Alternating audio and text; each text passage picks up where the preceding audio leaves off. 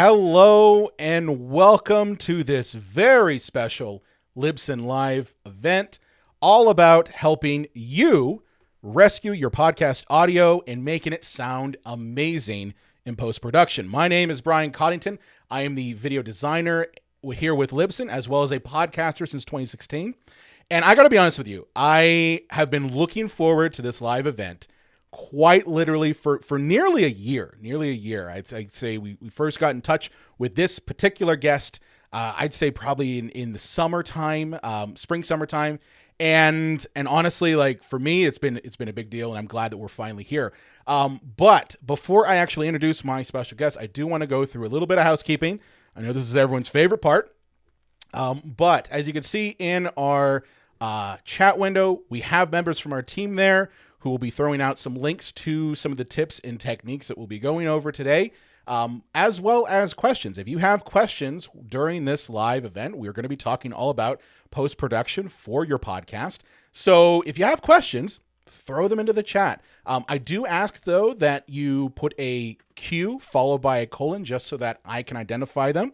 But without further ado, I do have to mention this. If this is your first time here, do me a favor. Click the subscribe, click the like, and click the notification bell for this video in YouTube. We are always posting amazing content here on our YouTube channel. Give you a little behind the scenes here. We just posted, I think it was last week, a video on how to start your podcast in 6 steps for 2023. Check that video out, as well as some amazing live events that we have coming up during this year. Also, if you haven't already, follow us on all of our socials, Instagram, Twitter, Facebook, LinkedIn, all of that, at Libsyn. And with that little bit of housekeeping out of the way, I do want to now introduce my amazing guest. And I say amazing in the sense that quite literally for me, I learned a lot of how I edit my podcast from watching this person's videos. So I actually have this written down because I mean, literally, he is a dynamo at audio editing. But he is the audio editing guru from his amazing YouTube channels that cover all things audio editing. He is one half of Music Radio Creative, the one-stop marketplace for custom voiceovers, jingles, podcast intros, and audio editing tools. Allow me to welcome Mike Russell. Hey, Mike, How's it going? It's really good, Brian. What an intro. That's amazing. Thank you so much. It's really I didn't practice that at all. That's amazing. Yeah. First time. Spot on. And of course, as I mentioned this before off my lighting, I've been fighting with it. And of course, something had to happen as I was doing the intro. But that's okay. Because it's not about the video today. It's about the audio that we're going to be talking about. So with that said, let's talk a little bit about what we'll be covering today, because we got a lot to talk about. Okay, audio editing, post-production is something that I think people get scared by, right? Like they get terrified by it. They record everything, they got the gear down, but like the minute they jump into an audio editor like Audition or Audacity, they kind of get scared. So we have a couple things we're going to be talking about that are namely going to help with that, right? So what we'll be covering today, first off, and it's an important one, right, Mike, is solving problems before editing, right? Exactly. Make your life easy. Yeah. Make your life easy. Why stress yourself out with, spending hours upon hours of trying to clean up noisy audio if you can get it right the first time, right? And then we have a number of what we call them patients, right? These are patients, people that submitted their audio to us, and we asked specifically, this was back in November, to submit your worst podcast audio, and we're going to fix it live. And we kind of categorize these into a few different buckets, right? Different buckets that were like, these are problems. And I think the first one, so I had it there, is basic audio processing, how to basically take your audio straight out of your recording apparatus and fix it in post, do some basic tweaking with it. Along those same lines, we have cleaning up Zoom audio. So if you're still recording with Zoom, which that's okay, a lot of people do, I would have to mention that we did just put out this brand new beta called Libsyn Connect. If you're a Libsyn customer, you can use it for right now. But if you're recording with Zoom and you're not using Libsyn Connect, you'll notice that your Zoom audio usually sounds pretty bad, right? And there are ways in post that we can fix that. So we have a piece of Zoom audio to play around with. And then, of course, we have enhancing your voice. So if you maybe are using a microphone that doesn't sound the best, or you want to do a little bit of tweaking beyond just the audio processing that we normally would do, enhancing your voice in post is definitely something that can be done. And then, of course, I'd say this is probably one that just about every podcaster, no matter who you are, has to deal with, and that is cleaning up audio with a noisy background. And what happens if that noisy background isn't even, right? Like it's not an air conditioner or something like that. So those are the patients that we have. And over the course of this live, we are going to be shouting out those individuals who did share their audio with us. And, you know, if you want to check out their podcast, we have the cover art for them, and I'll be definitely shouting them out and the host for that. But without further ado, let's jump into talking about how to solve problems beforehand, right? So, Mike, you know, for you, what are some things that podcasters can do as they're recording that can just save them time in post? Absolutely. It's a great question, Brian. And I think you really put the point forward there and made it quite important that if we can get our audio sounding good before we get to the editor, we can actually save ourselves a ton of time. And I would almost argue that you can do very little post-processing if you get it all right in the first place. So obviously, we know that a microphone is a super important choice when starting a podcast. So choose a good microphone that's going to be complementary to your environment. You can make a really expensive microphone sound terrible if you put it in the wrong room. This is a wonderful condenser mic that I have in front of me. Now, if I put this in my kitchen, it wouldn't sound very good. But if I got myself a dynamic microphone that was more directional, it would sound a lot better if I had to podcast from my kitchen. You'll also find, I know you've got the very excellent Rode Pod mic there in front Just of you. upgraded. You can get a lot more audio out of it if you've got some kind of FET head or cloud lifter, right? Yep. And that can solve a bunch of problems, like if you've got that plugged into an audio interface and you've had to crank the volume or the gain dial all the way to the top because you just haven't got enough gain. If you're doing that and then you're still getting into your editor and you see the waveforms all tiny and you're like, I know, I'll normalize it and make it much louder. And then you're like, well, why is there loads of hiss? It's because you just need to do some clean gain. So, again, it's something you can buy. You can add into the chain there. And then there's stuff like microphone preamps, audio interfaces. You can get, really decent audio interface. Again, spend a little bit of money on that. So it's a good quality link between, hopefully, your analog mic and your digital computer. And maybe even look at putting something in the middle, like some effects that work in real time. We know we can get like big analog units, like those 19-inch racks with all the buttons on and dials to EQ and add all that good stuff before we get to editing. Or there's mixers as well that are doing all this stuff in real time as well. So again, you don't have to worry because you can set it all up. Obviously, most famously, the Rodecaster does that, doesn't it? It does it really well. It's got like a bunch of effects in there. Not to name one brand. There's so many. I literally watched your video about controlling cameras with the Rodecaster, and I'm just like, are you kidding me? Yeah, it's insane.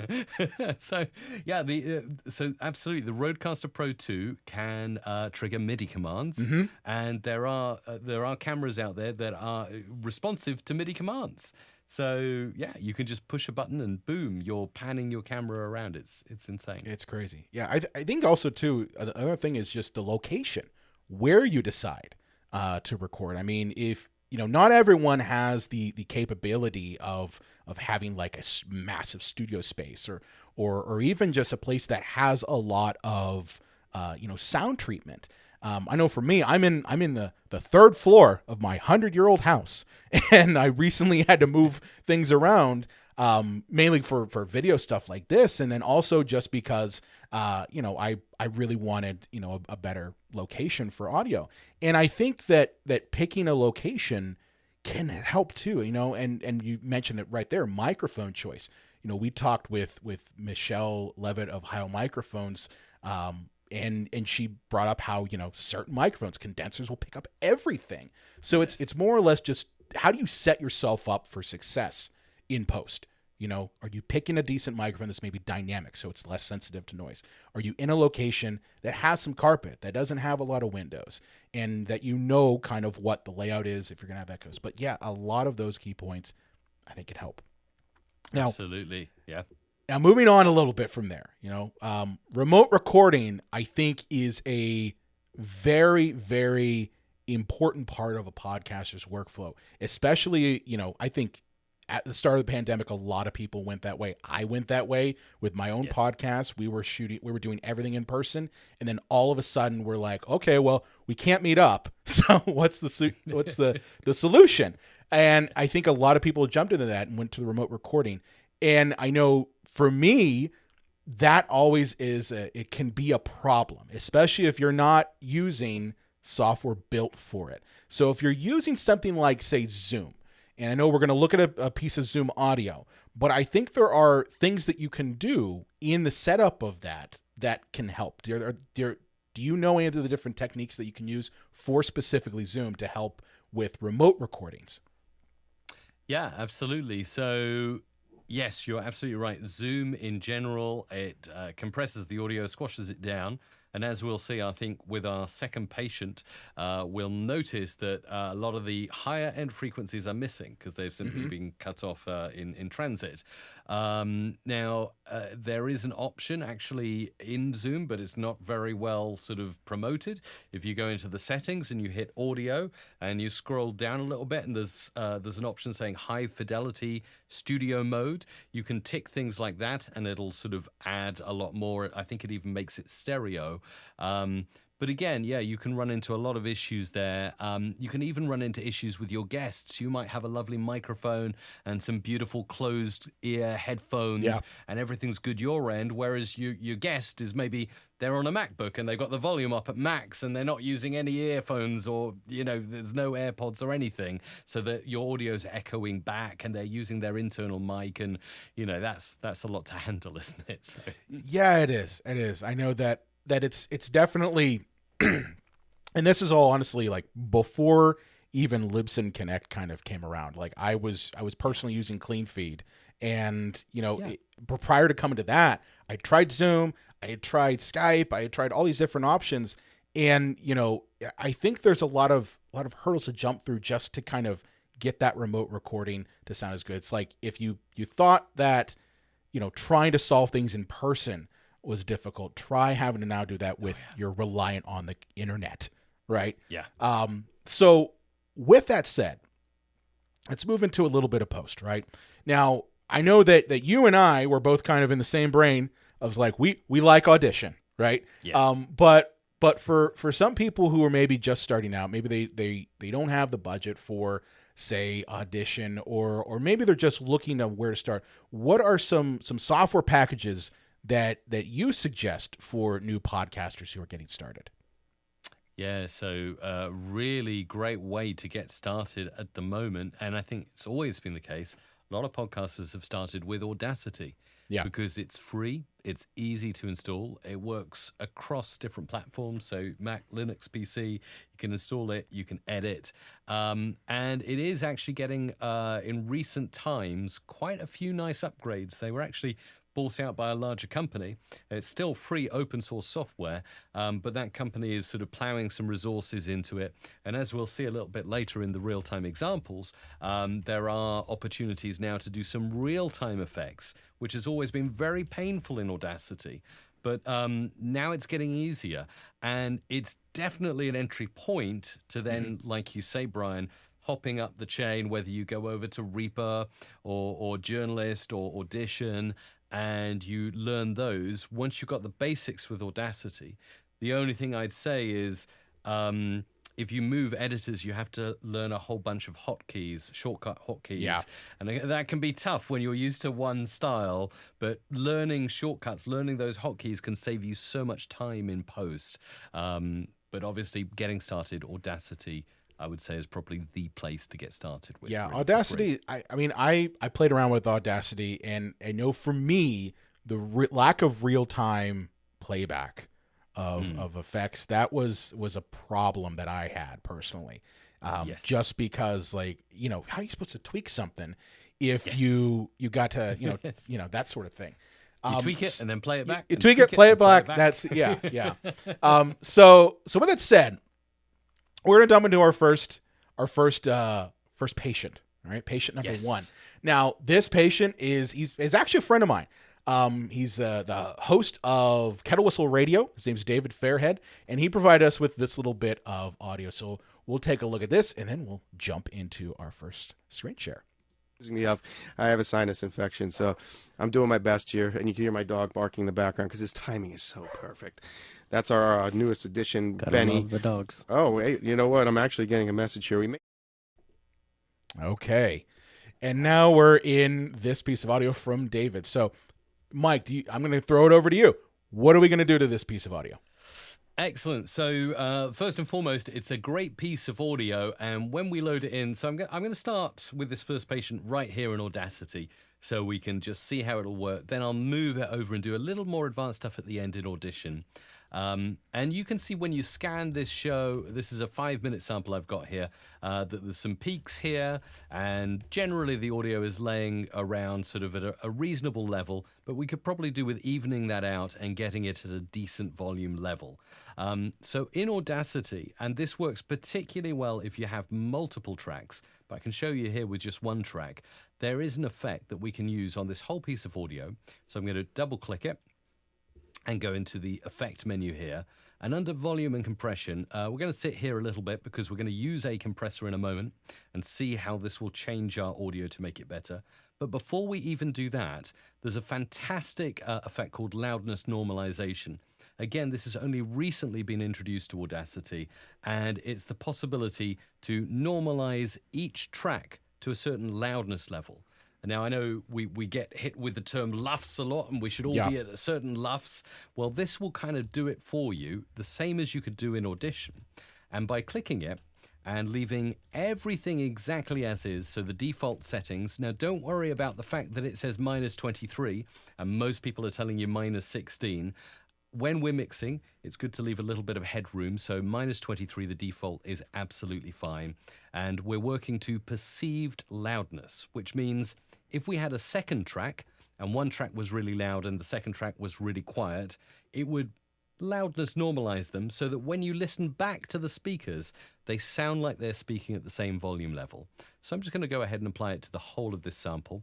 It's going to go through, and what it's done now is it's loudness normalized to -23. I could, of course, change that to -16 if this was a final mixed podcast, and then that would be ready to upload at the correct loudness standard. But that hasn't changed anything apart from change the volume level of our audio. And that can really help when we're working, obviously, with multiple tracks. In this case, as I mentioned at the start, we've got some peaks here, here, here, and then we've got a lot of audio that stays at basically the same volume level here. Right. So we want to use a compressor to even out those spikes. So essentially, the whole podcast sounds at a consistent level. And in order to do that, we'll go into Effect. Before we do that, though, we'll select everything. In fact, what I'm going to do is I'm just going to select that little sample there that you played us earlier. That some people are accusing me of. I have a sinus infection. So there's our speaker right there. And then I'm just going to take this little sample. Maybe I'll take just a smidge more because there's a little peak just there. And then I'll go to Effect, Volume and Compression, and Compressor. And let's talk a little bit about this because this can be one of the first daunting things. I think people get comes really up. scared by compressors. One question, Mike, could you turn up your mic just a little bit? Just because we did have one person on chat who did ask if it was a little bit, could be a little bit louder. But yeah, I think. How about now? Is that that's good? Perfect. Perfect. Yeah. But yeah, I think compressors scare people because they see the graph. Yes. And they're like, what is threshold? What is noise floor? What is ratio? So yeah, go ahead and talk a little bit about how compressors work. Exactly, yeah. So you see this scary line and you wonder how it's all working and what is it doing. So really the most important things we're going to focus on here, I'm not even going to look at attack and release at this stage. I'm going to show you threshold and ratio. We'll leave the noise floor as it is and we'll work on threshold and ratio. Now, at the moment, this compressor is really poorly set up because the ratio is really high and the threshold is quite low. Yeah. So what's going on here? Okay, well, it's looking at the point at which it's going to start squishing audio. So basically, the threshold is when your speech goes above a certain volume level, and it's much easier to show you this in Audition, so I'll show you again in Audition later. Yeah. But when your audio goes above a certain decibel level, it will start to compress that audio, turn it down by the ratio you say. So if audio goes above minus 30 dB, it's going to compress it 10 times. So it's going to squash it down 10 times, which is quite a lot of squashing. So if I play this back now, a lot of squashing, you'll hear it's very compressed. Well, as you can hear, no, I don't have the Kovic. That And it's probably even better to apply it and show you. Look at that. Look at how squashed and loud that audio is now. So I'm going to undo that with Command or Control Z or Z, and that will set things back to normal. And I can go to Effect, Volume and Compression, and Compressor again. And we'll set the threshold a little better now. We'll set it to minus 20 is usually a good spot. And then for the ratio, usually for podcast speech, I'd say between 2 and 4. 3 is a happy medium. Attack and release we can play with maybe later on another piece of audio, but I'd say keep attack as fast as possible. And one really cool thing about the compressor in Audacity that actually I don't think exists in the compressor in Audition is it will turn up the... I know this is an idea for Audition. Introduce this to your compressor Audition.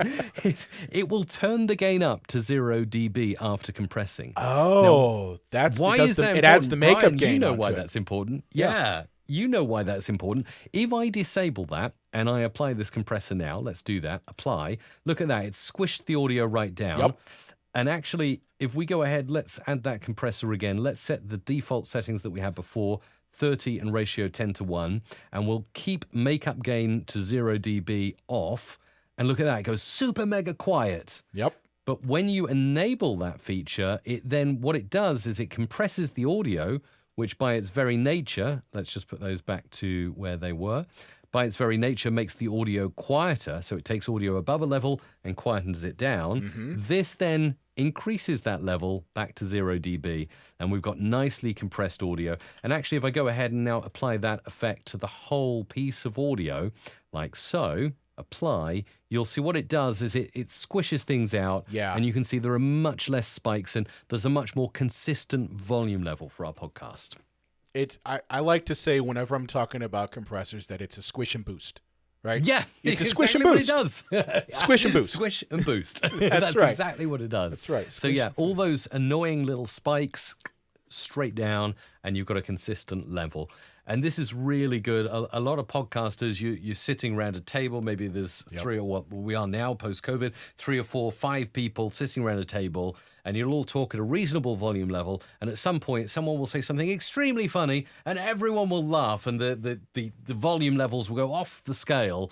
So again, well, obviously, hopefully, you've got some limiting going on or something on your recording to stop any distortion happening. But what a compressor will do is take those laughs and make them the same volume as the speech, or just kind of squish them down, as you say, Brian. I actually like that phrase, squish and boost. So, I think I'm going to have a T-shirt. That's just like squish and boost with a compressor. Yeah. So there you go. So those are a few basic things you can do there. You can loudness normalize, you can compress really easily in Audacity. Well, I say easily, but of course, if I undo that compression and I go back to that effect and just take one more look at it, of course, when we're changing these things, we can't change them in real time. If I preview and then look, I'm locked. See, it locks me out of changing anything. It just comes with a big dialog box. So that has been traditionally what Audacity has been like and why it has been... okay, it's free software, so I'm not going to slate it, but it's been inferior to editors like Audition, where you can change the compressor as you play the audio back, which, as you know, really helps, right?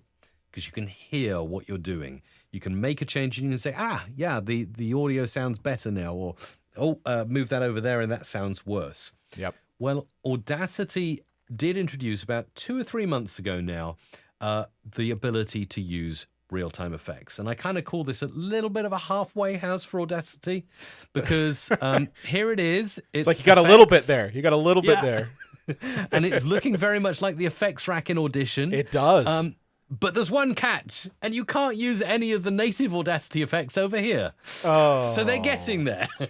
I mean, I'm glad they're trying. I really am. I'm glad they're trying, but come on, guys. So please bring them. I'm sure they must be working on it. Bring those native effects over there. Make it so much easier. For now, you can add effects, and this is all very. If you've never touched an editor before, and you're like, all right, I want to do real time. That, Mike and Brian tell me that's a great idea, but then you go over here and I'm on a Mac, so I've got like Apple, and I've got this, and I've got Universal Audio, and oh my, what is all this stuff? Well, these are all the plugins I've got installed on my computer. If you had a brand new Apple Mac, you'd probably just have Apple here with all of these effects. Yeah. If you had a Windows PC, you might not have anything here, and you might just have this get more effects thing. So you click that, it takes you to an Audacity website where they recommend different plugins. And there's actually replugs, which are Reaper plugins. They only work on Windows, so that's pretty difficult.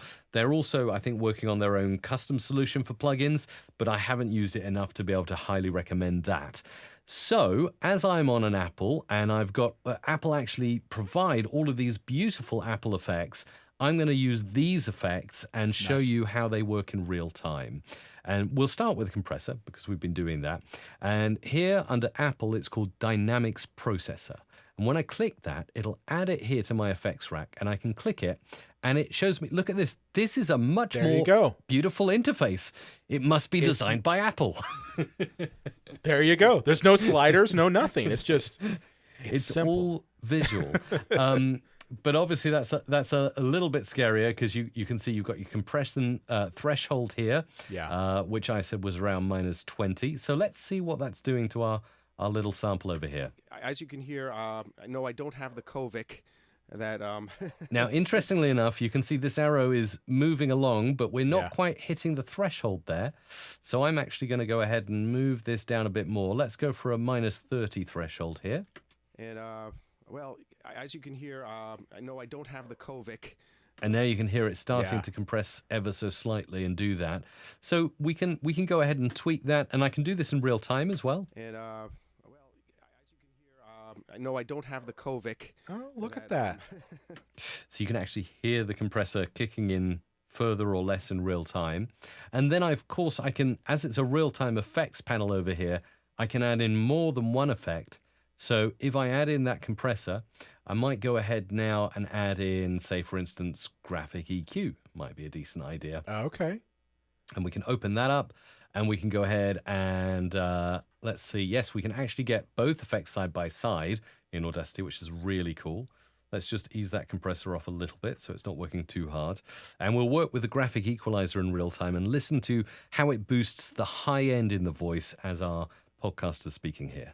And, well, as you can hear, no, I don't have the Kovic that some people are accusing me of. Now, you can probably hear the change. Now, obviously, I'm doing an extreme boost here just so you can hear it, but I've extremely boosted the high end over here. And again, if I want, I can bring in some mid frequencies. And, well, as you can hear, no, I don't have the Kovic that some people are accusing me of. We can maybe back some of this off. Infection, so I'm doing my best here. And then we can go ahead, we can roll off bass frequencies as well. And anything below 100, this is essentially adding a high pass filter to get rid of the bass, the boomy low end. And then I can start to... And, well, as you can hear, no, I don't have the Kovic. Now, the more I do that, obviously, the thinner the voice becomes. So we'll just bring that in a little bit. We're just rolling off the bass there. So we've got a basic sort of frequency graph. It's not perfect. It's not as easy as setting up EQ in Audition. Right. But it's definitely a start to working with effects in real time over here. So yeah, there are positive developments in Audacity. I'm glad, because that literally was one of the reasons why I just was like, I can't use this. I have to tweak. I have to tweak the audio while I'm working. In real time. Yeah. Awesome. So, are we going to move on to our next patient? Absolutely. Yes, okay. Let's do it. Let's go to our next patient. Our next patient, this is from John Gregory and his podcast, and I'm gonna butcher this. I'm sorry. Is ICFSlalom. So let's go ahead and take a listen to his audio. And then our nutritionist, Crystal, who was working with Rowing New Zealand and now is the lead performance nutritionist for High Performance Sport New Zealand. So, yeah, when the Olympics were postponed in 2020, we kind of had space to take on a project like this. And this is obviously audio that has been recorded through Zoom, right? Yes. Yeah, Not that great. Not that great. Cut. And this is something where we got to break out the big guns and use Adobe Audition, right? Definitely. Absolutely. So the first thing I would do with this audio, obviously it's been recorded over Zoom, and we can see that our different speakers are different volume levels. So obviously it's all on one track. It'd be ideal if it was broken into different tracks, but we can fix that really easily in Audition. Now, as we've been working in Audacity, we've been used to working with one single waveform and making edits in one single area. But with Audition, there's a really slick multi-track. It's up here in the top left, and I can call this, let's call it the name of the podcast. And go ahead and bring in the audio track. So here it is. And what I can actually do, just changing sample rates there because I didn't select 44-100, but that's okay. And I'm going to go ahead and take my speaker and leave them on one track. And I'm going to make cuts. And again, this is where hotkeys come in well. Control or Command and K will split your audio. So I can split this along every time I can see the speaker. And I'm doing this visually where I can just see that the speech has got a little bit louder. So that's our host coming in. We can then go ahead and select all of the host bits. So it's here, for the book. here, There seems to be a bit. and here. Okay, so That is our host, and over here, Athlete that is an important. our guest. So we're going to put them on two separate tracks. And in order to do that, once I've split the audio really easily, I'm going to hold down the Control or Command key again, and I'm going to select just the host, like so.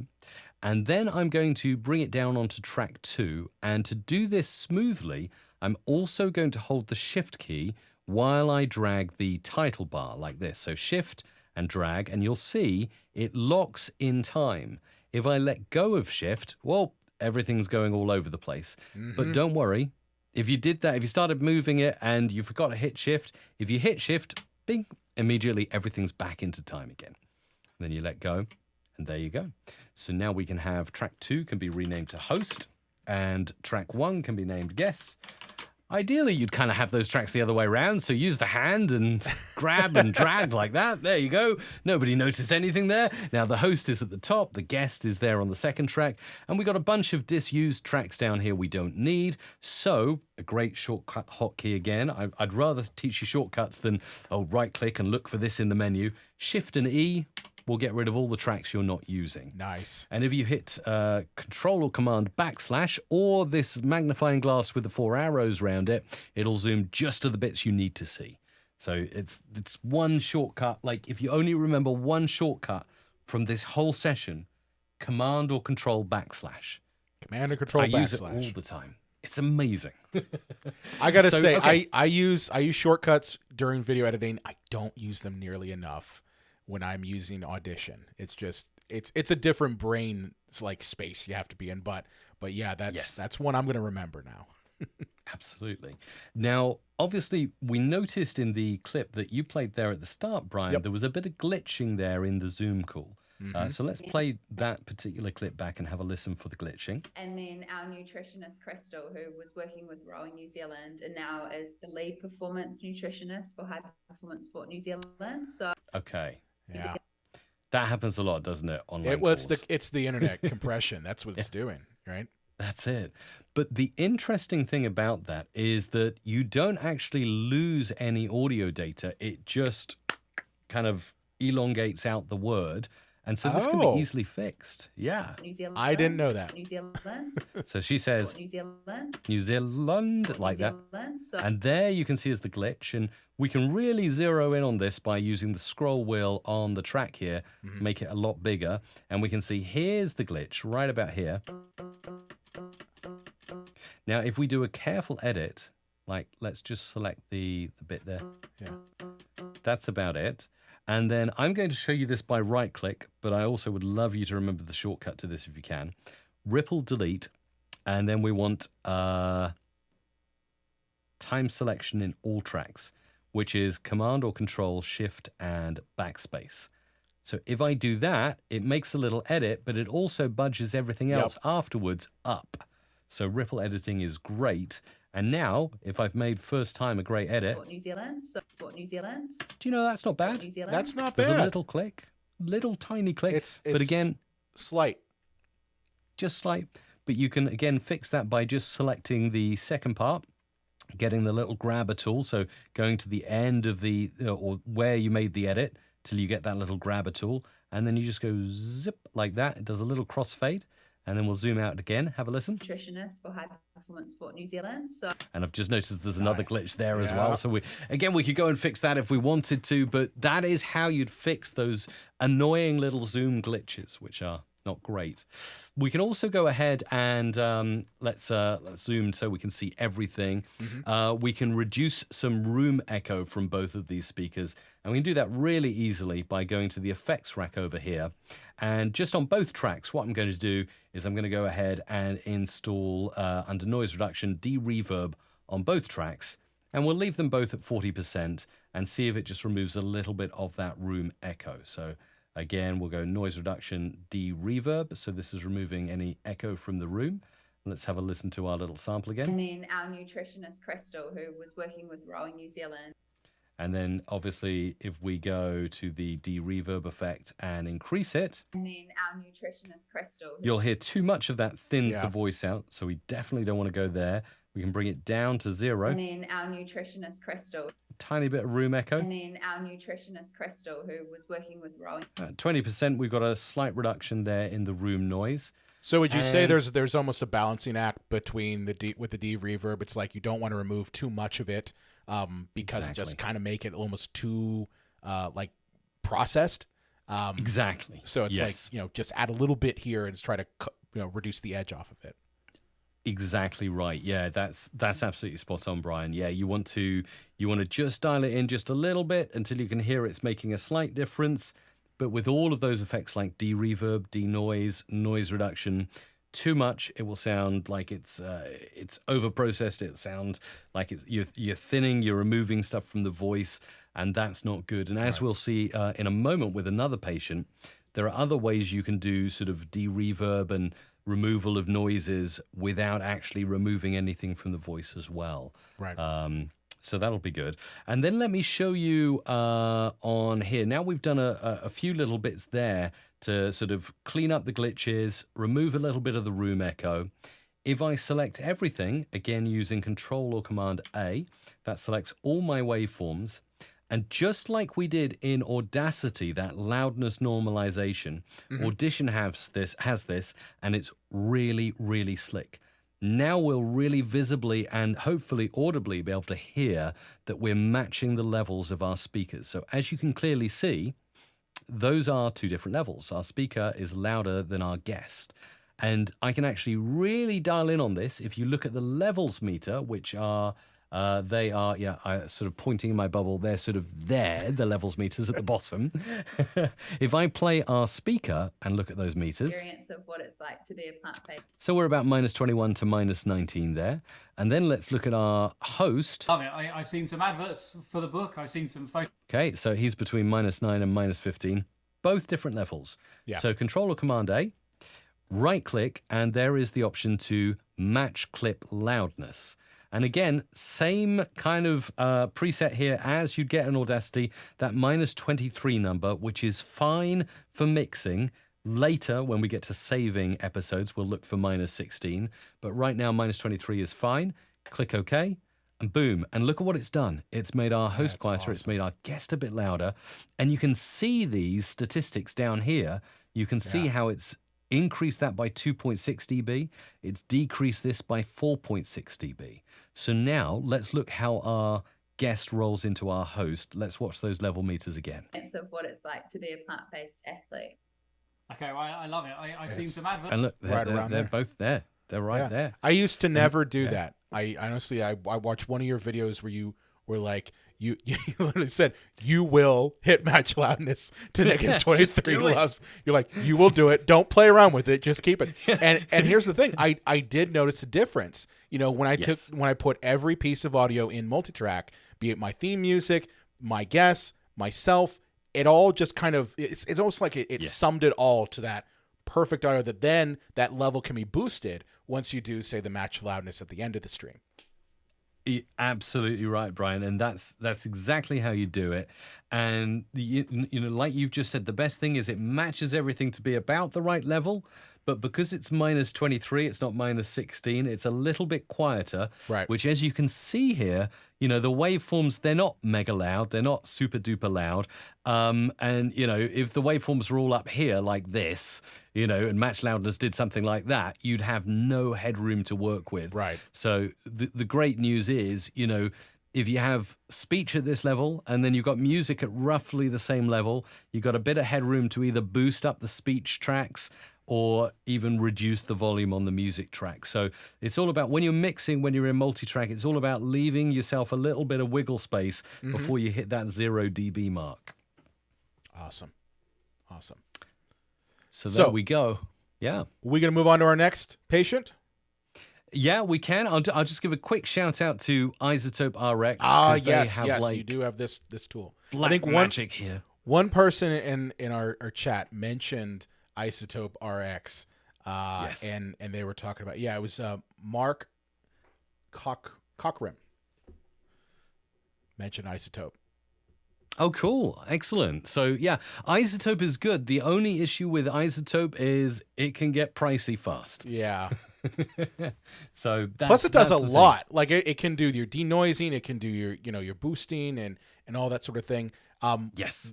One thing it can do a lot of things. One thing I will mention, because we'll get to denoising with our last patient. But I recently started playing around with this plugin from Waves called Clarity VX, and I was kind of blown away by what it can do. It's a lot cheaper than Izotope. It doesn't do nearly as many things. It strictly just does denoise. But RX is great. Do you want to show kind of how we can play around with RX a bit? Yeah, absolutely. So I'll give a very, very brief example here. And it is amazing because, like you mentioned, the Waves clarity, and so it's almost like the arms race for the plugin manufacturers to make the best noise reduction plugin kind of thing, which is, it's a problem we all need solving. And as you can see here, so I've got RX loaded as a standalone. It actually runs as its own standalone editor, but you can actually bring these in as plugins inside Audition or Audacity, if you like. And one of the coolest features is the Spectral recovery. This is amazing. So what you do is you look here. So you see this is a waveform mixed with spectral frequency display. And if we click Spectral recovery, what it'll show you here is a little graph of where most frequencies are. And we can see here we're missing a lot of stuff above sort of 10 kilohertz, which is not the end of the world, because that's still a good range of frequencies. Some online calls, get cut down to like 8 kilohertz. And if you're on the phone with someone, it gets cut down to 4 kilohertz, or 4,000 hertz as is displayed here. So I can actually visually say, okay, try and give me back some stuff. Look here, it's even above sort of 11, nearly 12,000. So we're not awfully bad there. And so it's spectral patching. And then we just go ahead and let's render this out. I'm not sure quite how long this is going to take. It might take ages, in which case we'll move on. Or I should do the thing that I should usually do when I'm actually doing an example, select a small sample rather than the whole podcast. So let's see if I can render out very small sample there. That's a little bit better. Yes. And there you go. Look, so you can see it's added in those high-end frequencies. Oh, wow. Now, while it's not perfect, I have been blown away by some of the results you can get, particularly when you're working with a phone call or something that is very obviously sounds compressed and like it's lost a lot of frequencies. I've often done tutorials and said, remember, record in as high fidelity as you can because you can't restore frequencies you've lost. Well, actually, Spectral recovery in RX attempts to restore stuff that isn't there, which is just that's mind-blowing. That's mind-blowing. That's mind-blowing. Awesome. All right, so let's move on to our next patient. Our next patient is Bart Shore, and his podcast is Time Warp Radio. So let's take a look and listen to his sample. Q102 Thursday afternoon weather in Brevard. Partly sunny, high this afternoon in the mid-40s. Tonight a starry night expected, chilly, low 24. Tomorrow. Okay.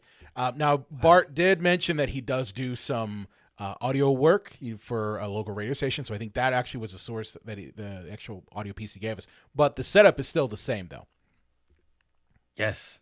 Yes. I've got to say, Bart has an amazing radio voice. He really does. Like I could was listen to his voice, like, all evening on the radio, and I'd be like, wow, that's such a cool radio voice. So we're working with good stuff, and with all of the examples we're working with on this show, like the quality is there. We're just like looking at how we can do that extra, 5, 10, 15% to really polish things off. And even with a great setup here like Bart has, obviously he's using a nice microphone. It sounds like he's in a reasonably quiet recording area as well. You'll see there's still quite a lot that we can do to really polish that recording and make it sound even better. Right. So let's hop in. Let's have a listen to his audio. Q102 Thursday afternoon weather in Brevard. So it sounds great. Look at those levels. Q102 Thursday afternoon. He's right up there. I think what Bart has probably done is he's probably normalized his audio before sending it to us. So it's nice and loud. So we don't need to worry about making the waveform louder. We can see things clearly. What I'd like to do is I'd like to add some form of gate or downward expander. And I know I'm going to say those words, and some people will say, gate and downward expander, what is that? It's like, help me with this, help me understand it.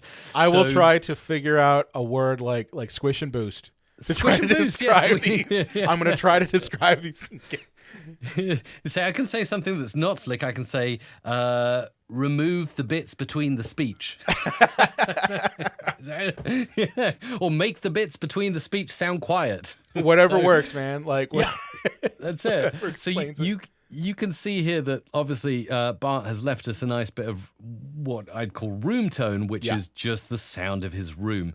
And also we can clearly see he's got breaths. So we've got many opportunities to work with different things.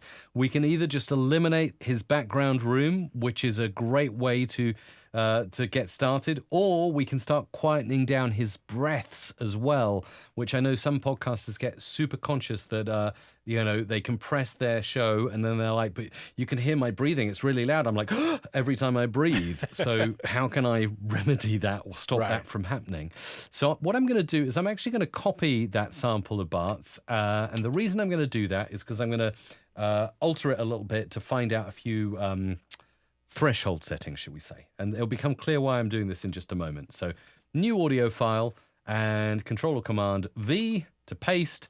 And so we got Bart's voice here, but then I'm also going to open up Spectral Frequency View, which is this icon here, or I like to use Shift and D. And now this shows me what's going on with Bart's audio. So first of all, I can clearly see in Spectral Edit here, I can see all the frequencies. So we can see at the bottom end, it's the low frequencies. And up at the top, it's the high frequencies.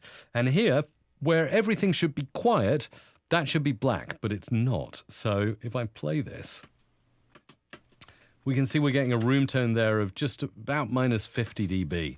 And I can actually analyze that further by going to Window, Amplitude Statistics, and here it is. It's right here on my screen. I can scan this, and I can see actually the peak amplitude of his room noise is about minus 46. So we'll remember that number, minus 46.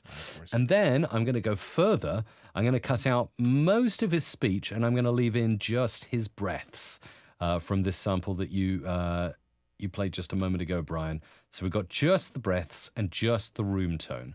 And again, it'll become clear why I'm doing this in a moment, because I want to uber analyze Bart's audio and make it as good as I can. So now what we can see is we can see his room tone here, and we can see these sort of red marks here. These are his breaths. You might even be able to hear them. They'll probably be a bit quiet. And actually, I can make them louder by just normalizing to the extreme here. So there's Bart's breaths and his room tone as well. So I'm going to undo that, and now I've got it at the original level. Go to Window, Amplitude Statistics, scan again, And we can see the peak amplitude of his breath is -20. So that's good information. Now we'll go back to the original recording and we will set up either a noise gate or a downward expander. They're really easy to do so. And to get this set up, I'm going to switch off Spectral and I'm going to switch on preview mode. And actually, to make it even easier for you to see, I'm going to convert this to a mono file so we only have one waveform showing rather than two. So we can see clearly above, this will be the before waveform, and below this will be the after waveform. And I'll go into amplitude and compression, dynamics. And now you'll see, if we go to default here, we've got nothing enabled at the moment, so both waveforms are the same. If I go to auto gate and set the threshold at -46, what it's going to do when I enable this gate is it's going to quieten out his silences. And now if we switch on Spectral, you'll see before we've got some stuff going on, but down here it's nicely cleaned. And my guess is this bit here is probably Bart, doing a little mouth click or something like that, which is potentially okay. His breaths are still there though. Or tomorrow's sunny with a high. So there are his breaths. But what I can do now is I can go ahead and I can move that threshold up ever so slightly, and we can start to see that those breaths will eventually start to disappear, like so. They're pretty much gone. Expected chilly, low 24. Tomorrow's sunny with a high right about 50. And for Saturday, also sunny, high near 52. That's a look at your Thursday afternoon weather in Brevard. I'm Bert Shore. Thank you for listening to Q102. And as you can see, when he's speaking, the gate is green, so it's open, it's letting audio through. Right. When the audio falls below the threshold here, set at -26 right now, it's going red. And also, if you notice that maybe Bart's words are getting clipped a tiny little bit, if you experience that issue when setting up a gate, you can just increase the hold here, which will mean the gate will hold a little bit as it closes rather than snapping shut. So we'll get a smoother sound on that gate. Low 24. Tomorrow's sunny with a high right about 50. And for Saturday, also sunny, high near 52. That's a look at your Thursday afternoon weather in Brevard. I'm Bert Shore. Thank you for listening to Q102. And you'll see the hold is represented by that yellow icon.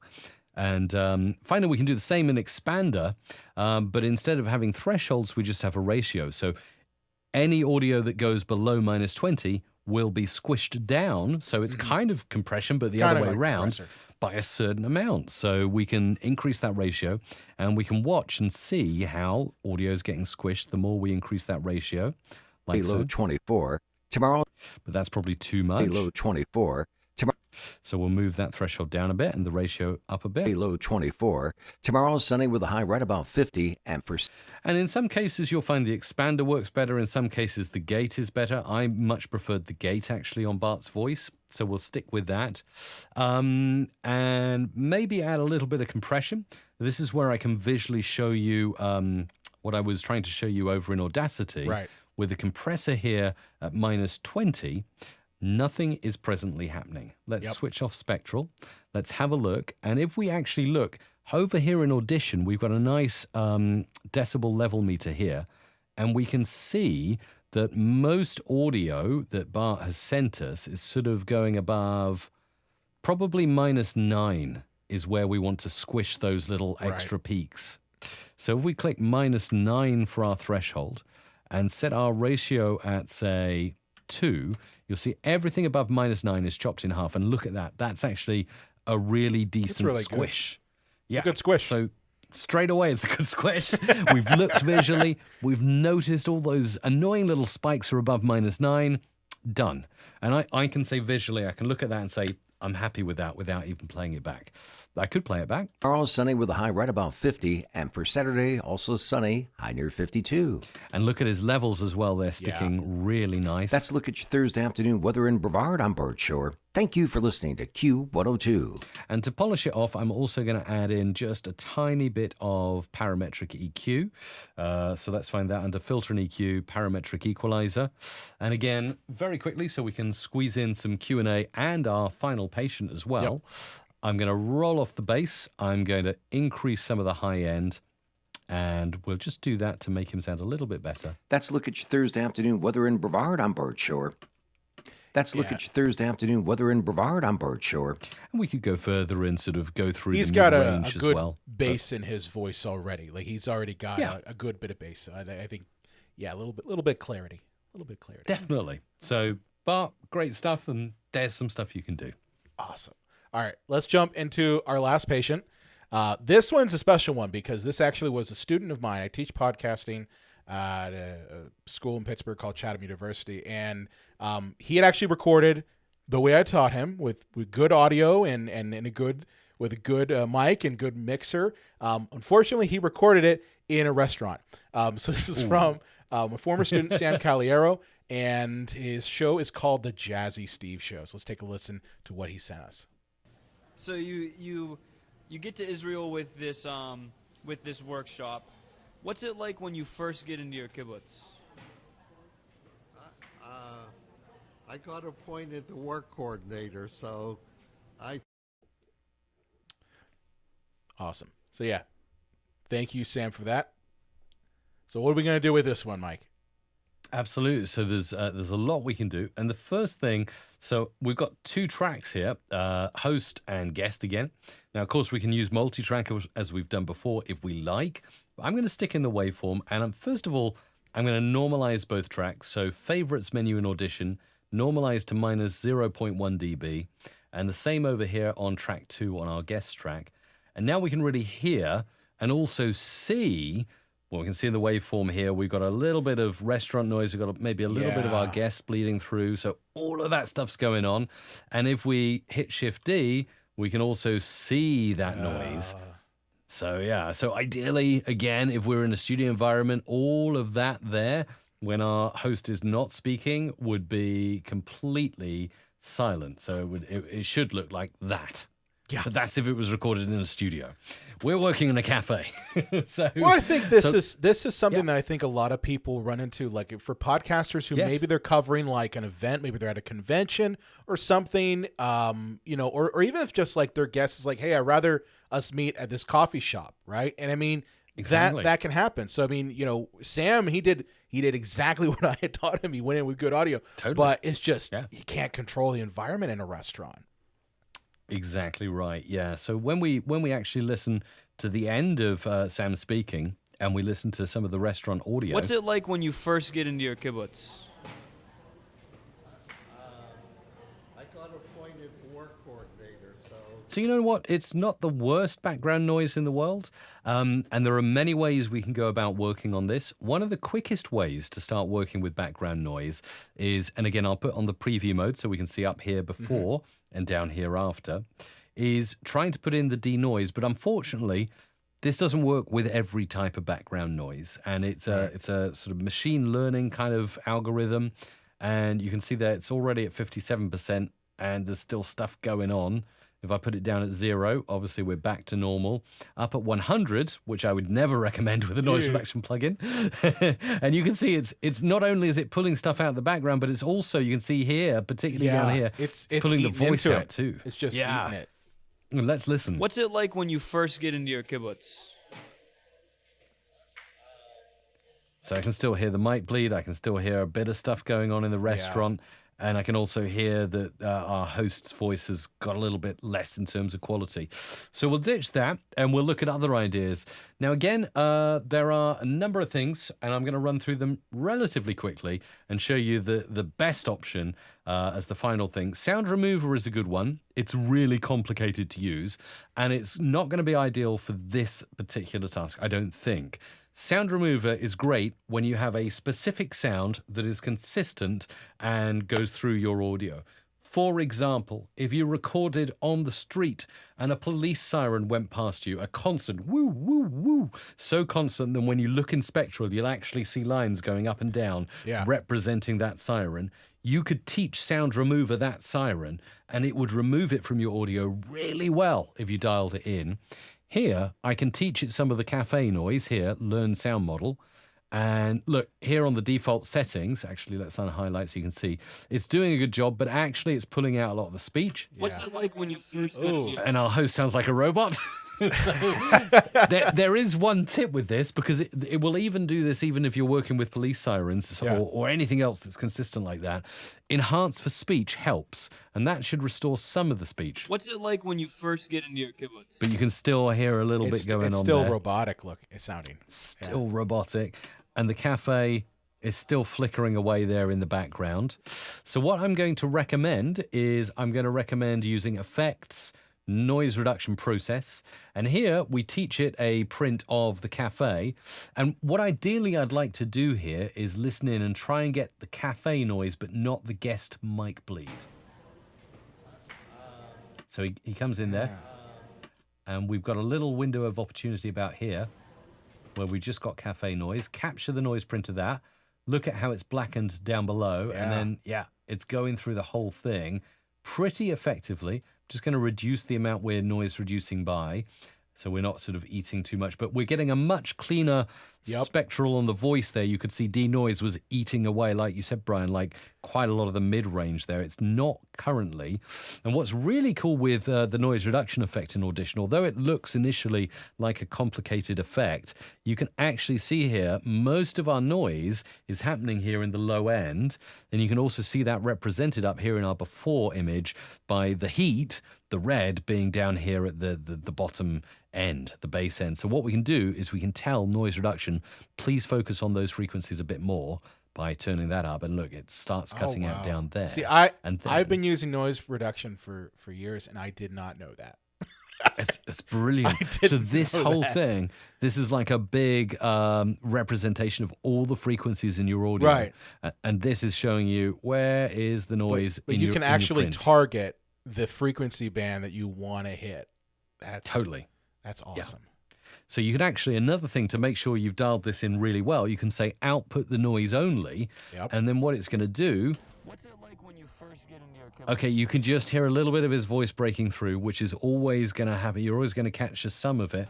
But what I could say is I can say, well, actually around here, we could actually afford to do less noise reduction. So let's bring that down where the noise isn't happening, and try and preserve as much of our host voice as possible. What's it like when you first get into And then let's go to output the original. What's it like when you first get into your kibbutz?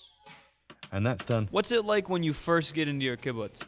What's it like when you first get into your kibbutz? Wow. Now, it's almost put him in a studio. We could then go and apply the principle from our previous patient and do a noise gate or an expander, and I think we'd have a pretty super clean recording. The only caveat I'd give on this particular patient, your audio is already pretty good. You haven't got much of a problem there, but these little tweaks can help. But if you go too far and you kind of, you noise reduce and then you noise gate and you do everything and you make it sound like it's in a studio, but it's clearly not, that might sound unnatural. So sometimes you might want to keep a little bit of the ambience there, but just make it a bit quieter. So right. Awesome. There you go. Very cool. Very cool.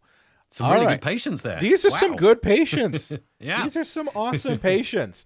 I mean, as I said, I learned from watching your YouTube tutorials. I mean, that's how I got started.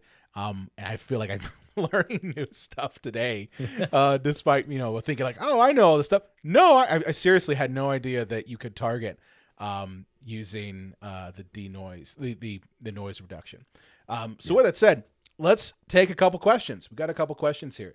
So first up, let's add this to our broadcast here.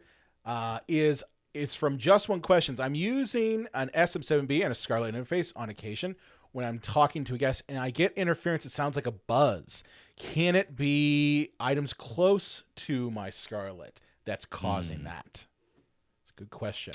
Mike? That's so difficult to troubleshoot, isn't it? When you get that buzz and you don't know where it's coming from. First of all, SM7B is a solid microphone, and Focusrite audio interfaces tend to be really solid. I had someone recently, actually, that had a similar issue, and they said actually changing their cables helped. So I'm not saying that will be the solution, but you might want to look into that. So maybe you purchased a relatively cheap cable online, and you might want to look at, like, you can go nuts. You can go to the extreme here. And I often do. I look at, I live on the Isle of Wight where Neutrik, the manufacturer of, the ends, the XLR ends of cables, they actually have an office here on the Isle of Wight. I've never been into it, but I'm like, I always buy their stuff. And, just walk over and be like, hey, I know you're in town. Can I have some of those? Can I have a look? Can I have a look? So those, get a nice cable, pay a little bit of extra money for a nice cable, and get Neutrik connectors. That can help. Make sure your cables are balanced. So, maybe look up for an image of what a balanced and unbalanced microphone cable looks like, so you can make sure. Or sometimes they say on the listings, balanced microphone cable. So look for stuff like that. That can really help. Yes, having electronics can sometimes interfere, particularly if you're, crossing a power cable over an XLR, but generally today that shouldn't really happen. There used to be I don't know if you remember, Brian, there used to be a time when mobile phones used to interfere with our recordings. Every text, every call. Yeah. Even if you had it on silent, it would still run. I actually had this same issue happen today. So I rearranged my desk and rearranged my office. And I had some lights that were plugged into an actual USB hub that was also plugged into the same outlet as my Focusrite. And I had the buzz happen. So it can be an issue where you might be getting what's in essence referred to as a ground loop, where things plugged into the same outlet might be causing that buzz to occur on your audio. So I mean, along with just getting good cables, is try to vary some of your devices. You might not think that your laptop is going to cause that buzz, but it can if everything's plugged into one device. Absolutely. Yeah, it's such a good tip. And take it as far as you can with trying things out, trying different things. But it's definitely a common problem that can occur. Yeah. So another question we got here, we have it from K For Keeps the podcast. What suggestions would I send to my non-techie podcast guests to optimize the audio I get from them? Use earbuds, be somewhere carpeted, quiet, other ideas for non-techie guests. It's really interesting, isn't it? So yeah, I mean, those are some good suggestions there in the brackets. Actually, using earbuds or headphones or anything to start with, not playing the audio through a speaker on your computer is a great start, because that's how you get echo back, and it just sounds terrible. So that's one thing. I think actually the Apple AirPods now, they're pretty good in terms of they keep the audio nice inside your ear. You can have that passive mode on where you can still hear your surroundings as well. But I think the microphones are getting quite good on those devices too. So that's better, I would say, than an internal microphone on a computer.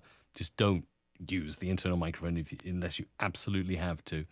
And yeah, what else is worth to recommend? I mean, if they can get access to a decent microphone, that's a bonus. Maybe if it doesn't cost you much to mail them out a microphone, even like a $30, dynamic microphone, Amazon Basics, not to call out one particular brand, if your podcast, if you get a sponsor, and your sponsor is paying you a bit of money, and maybe you can say, well, I'm going to, put a bit of that money each week and spend it on making my guests sound great. So it just depends how far you want to take it, really, doesn't it? Definitely. We have another question, and I don't have this on the to throw up, but we have from Judy Kassad. Anyone does Descript, for example, get rid of ums and ahs? If you know, yes, they're known as filler words, I think, in Descript, and it works amazingly well. So you recorded a piece, you say find my filler words, it highlights them all.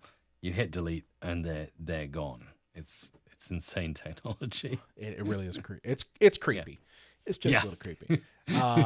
From Book Tunker, hopefully I'm pronouncing that right. So I'm sorry if I'm not. What plugin or what plugins are best for voice mastering?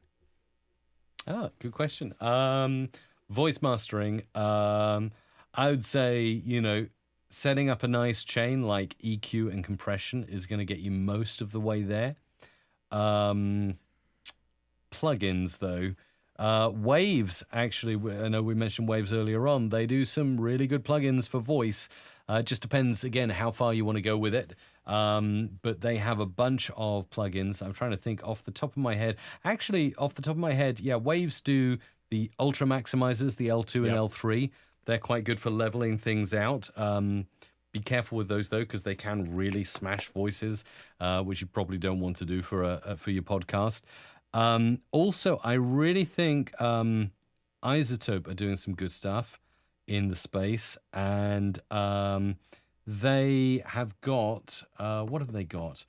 I think Neutron and Ozone are interesting plugins, but again, take a look and see what's relevant to you, and don't go spending a ton of cash, because I think actually most of this stuff can be done in audio editors, even if it takes layering up a few effects. So yeah, that's good advice. Just because I know I'm in the same kind of boat of it's really easy to just go ahead and buy some plugins and think it's just going to be the thing that's going to solve my problems. But, as we talked about, if you have a good location, you have a decent mic, and you've got good mic technique, and there's not a whole lot of noise in your location, you can get some good audio with just a little bit of, light touch.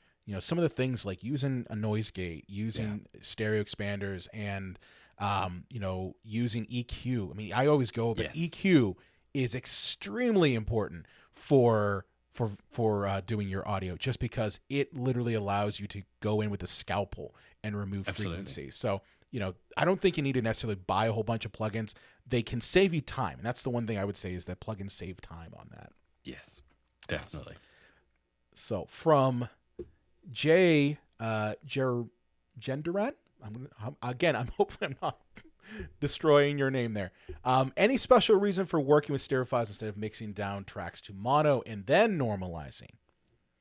Yeah, it's such a great question, actually. It's a good question. You might notice earlier on when I was working with one particular piece of audio, I changed it to mono just because, stereo can sometimes be inconvenient.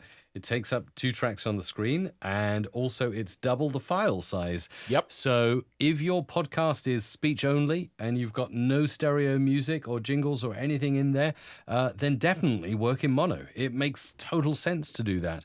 And I'd go so far as to say, when you start your multi-track session, make it a mono multi-track session, and save space, save time. You can see the waveforms clearer because you haven't got double waveforms showing up.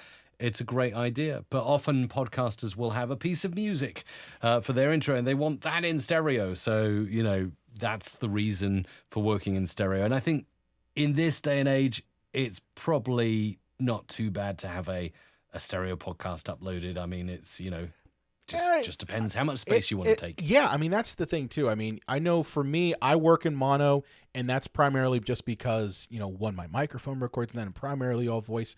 But also, like, when you export it out as an MP3, that's, as you said, that's double the space. So, if let's say you're with Libsyn, and, you've got, a plan that has so many megabytes, and you're finding out, like, oh, why are my files, like, double the size? And it's like, well, because you're using stereo. So, I think it's better to work in mono personally, but the good question. Absolutely. Good question. And there's an argument, even if you do have music, maybe your listener's only going to be listening with one earbud anyway. So making it mono saves you space and a better experience for your listener. So it's a really good idea. Yeah. A couple more questions here that we got. If we get some more in, let's see. Now we got a couple more. So this is from Tony Moreland, and he says, can multi-track audio be sped up in Audition to edit an interview quicker and then return back to normal playback speed? When using stretch to change the speed, markers do not adjust position. Tony. That's an awesome question, Tony. You already know things. You've already tried this. You're not just asking me off the cuff here. Yes. No, that's one of my hacks, is to go into the Audition multi-track and stretch using the time stretch feature in Audition. No, it doesn't do it well, is my answer. Please, Audition, there's another request. Please implement this. And I think, that would be great. So, you can use, I can actually show you quickly on the screen. Let's jump to it. If I just take the podcast I've got here, or actually let's go to Time Warp Radio, because that's consistent speech for quite a long amount of time. If I were to play back, I can use the JKL keys to kind of speed up and slow down, but it doesn't do it in the way I would like. So Q102 Thursday. And then we can go J, slow it down. Thank you for listening. And then go back. and K to stop, obviously. So we've got the JKL, which represents these rewind and fast forward buttons down here. But obviously it's chipmunking the voice. I don't know about you, Brian, but the moment I hit the L key and it starts speeding up, I can't understand what's being said. So it depends on the voice already, because I know for me, when I talk, I talk very, very matter of fact, a little bit slower than usual. And for me, I tend to edit when I'm fast forwarding, just because, I've got an hour-long podcast. But I know that my co-host, he speaks a lot faster than I do. And it's kind of hard to hear him talking and edit out his parts if he's going that fast in chipmunk land. But absolutely. It's not the easiest. No. So really, there is no effective way, unfortunately, because you are always going to be squishing things in the multi-track, and hopefully that's something that could definitely be improved, I think, in the future. I mean, if Adobe's listening, could you do that as well as, I don't know, give me more than 5 bands of EQ in the parametric EQ? I would love that. Reaper's done it, so I know it's possible. That would be cool.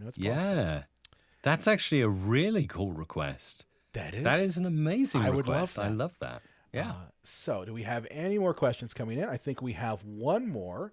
If you have questions, please throw them into the chat.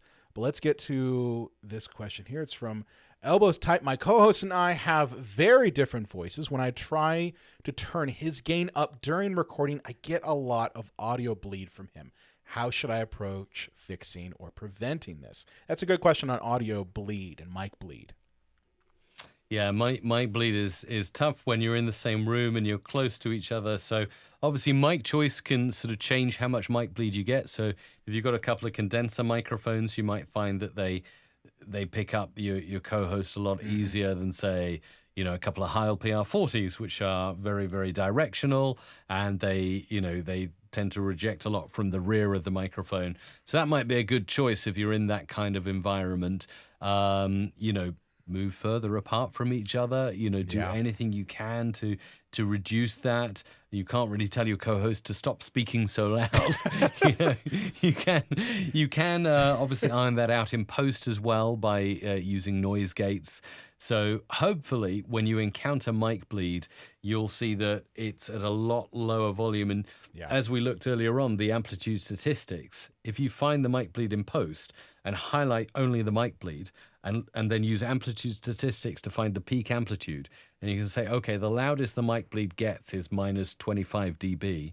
If you set a gate that's just around there, it should let your speech through, but cut out the mic bleed. So those are a few ways that you can work with it. Gotcha. Yeah, I know that I struggle with mic bleed all the time. I know we did a recording at a convention in last year, and it was tough. All right, we got another question. This one coming in from Tony. What is the best way to level interview audio that has background music with long fades? I use Auphonic to level the final, but then when the music fades become a bit too loud. Oh, let me understand that. So the best way to level audio in an interview podcast that has background music. So I assume he's the using music Auphonic. So Auphonic that you basically throw it in, and it kind of basically it sounds like it's boosting his audio, his music, almost at the same level as his voice, because he's running it through Auphonic. Interesting. So I assume there Tony is running the final mix through Auphonic. Yeah. Is that right? That's what I'm guessing. Okay. Is that correct? So if that is the case, that's going to be really tough, because as far as I know, and correct me if I'm wrong, because I haven't used Auphonic for a long time, but I know it does a great job of, if you have a speech-only podcast and you throw it in there, it should level everything nicely. It should hit the right loudness standard for you, and you don't have to worry. If, however, you've mixed music in, I don't know if Auphonic is intelligent enough to know that's music and that shouldn't be loud, and it's fading out here and I don't want it anymore. And it might do the inverse thing and say, oh, this is getting quieter, we better make it louder. So maybe Auphonic is not the best tool if you've got music pre-mixed into your show. Yeah, it probably isn't the best tool for that. That's my guess. Is it doesn't know, that music in the back, because it sounds like he doesn't just have the music at the front and or the tail end of the audio. He has it almost like intermixed with the actual with the speech. And yeah, I mean, if you're using an algorithm based program like Alphonic, it's not going to know that difference. So yeah, I think, short of saying only have up music at the front and at the back, as some people have said, I think 1% human editor. But yeah, I think that something along the lines of maybe even like reducing that audio down considerably more during the mixing stage. That way it's not at a louder level as it's exported out. That might help too, but I think it's probably on the Alphonic side. Yeah, for sure. Yeah. So good question. These are awesome questions. So, do we have any additional questions before we wrap up here? I know we went a little bit over on time, but honestly, anytime it becomes post-production, you're like, yeah, we planned for an hour, but no, it's gonna definitely go a little bit on. Yeah, and as we mentioned, we will add some links in here to connect with our socials. Mike, if people want to find out more about audio editing, where can they find you as well as Music Radio Creative? We didn't even talk necessarily about what Music Radio Creative does, but do you want to just give a very quick shout out to your socials, your YouTube channel, and just Music Radio Creative in general? Oh, that's really cool. Thank you, Brian. So yeah, Music Radio Creative, we make intros for podcasters, we do voiceovers, we create original music, we create sung jingles, anything you can imagine, anything you could need in terms of audio for your show. So that's the kind of stuff we do at musicradiocreative.com if you want to check that out.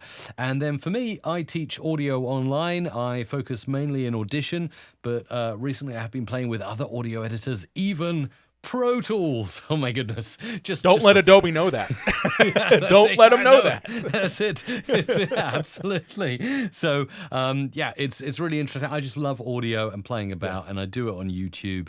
And if you want to go watch that at any point, youtube.com/Music Radio Creative is the URL. Or I think now you can use my short handle for YouTube, which is @Mike Russell, which is even easier. So yeah, awesome.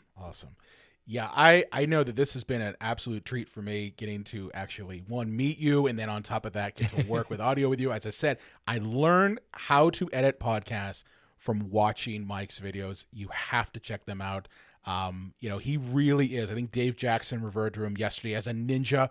I called him, I think I called you Yoda when we did our test run. I'm like, the man knows his audio editing backwards and front, so check out his material.